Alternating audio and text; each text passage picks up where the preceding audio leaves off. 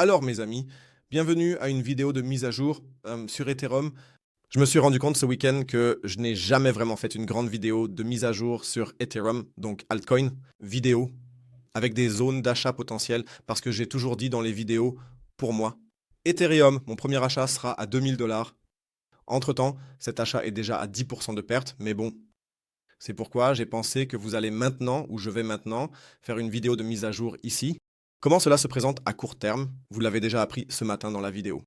Néanmoins, je vais y revenir très brièvement ici aussi, sinon où sont mes autres zones d'achat et où cela peut-il mener.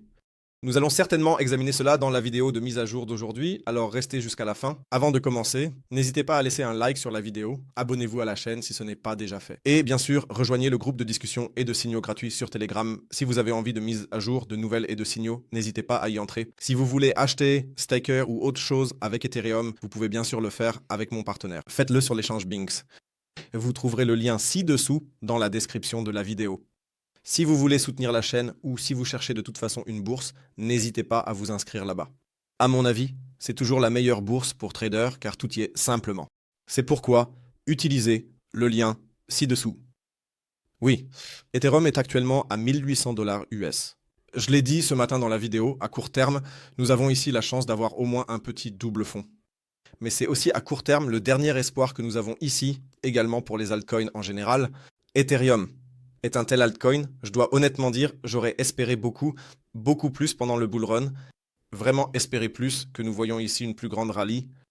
Mais nous sommes vraiment ici depuis notre sommet là-haut à 4080 $ du 16 décembre, vraiment dans une tendance baissière. Des sommets plus bas, des creux plus bas, une tendance baissière absolue. Il n'y a même pas à discuter. Nous aurions même eu un double sommet exemplaire là-haut.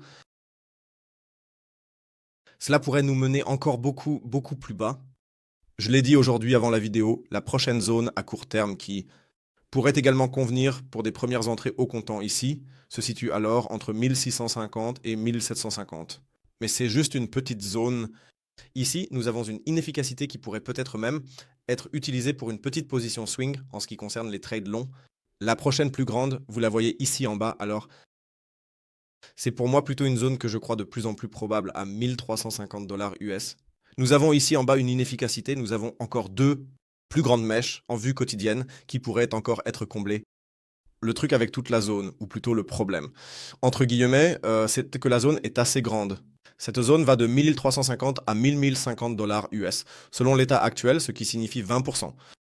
Néanmoins, ce sont des zones de DCA, cela doit toujours être clair pour vous.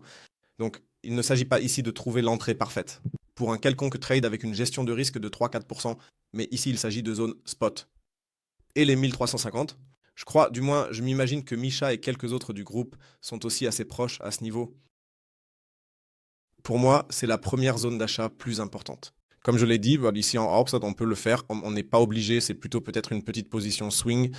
Mais ces zones d'ici en bas, je peux bien imaginer qu'elles vont arriver. Et maintenant, ne soyez pas surpris, la boîte numéro 2 a une raison. Ici, de l'autre côté, il y a encore une mèche massive que nous avons encore ouverte depuis, si nous regardons la date, le 18 juin 2022. De plus, ici, de l'autre côté, il y a encore une inefficacité qui est également ouverte. D'où janvier 2021 ou bien du début de l'année 2021. C'est la boîte entre 880 $ et environ 60 $. Donc ces deux boîtes, elles sont massives. Ce sont les zones là où je vais continuer à accumuler. Comme je l'ai dit, j'ai acheté la première position à 2000 $. Mais je peux m'imaginer, étant donné qu'Ethereum est extrêmement faible, vraiment extrêmement faible, même si actuellement le réseau est à nouveau plus utilisé parce que les frais sont plus bas, les options de couche 2 comme Base et autres sont bien sûr également utilisées. C'est bien beau, néanmoins, si le Bitcoin tombe vers 70K, dont nous avons parlé ce matin par exemple, ce sont des zones qui sont possibles. Il est intéressant de noter que nous devons également en parler. Quels sont les objectifs du bull run? Regardons cela aussi très brièvement. Niveau de Fibonacci de notre ancien sommet à 4800 $ jusqu'à notre creux à 4881. Mon objectif serait toujours entre 6500 et 7400 $ américains. Et c'est le minimum, disons, objectif, ou qu'est-ce que cela signifie? Objectif minimum, disons plutôt objectif maximum. Vous connaissez ma stratégie, à 100%, je retire mon investissement. Peu m'importe si nous montons ensuite à 6800 $ américains. Pour moi, 6800 $ américains est possible, ou plutôt 6500 $ américains. Mais je ne vais pas plus haut pour l'instant. Cependant, cela ne change rien à la stratégie. Si nous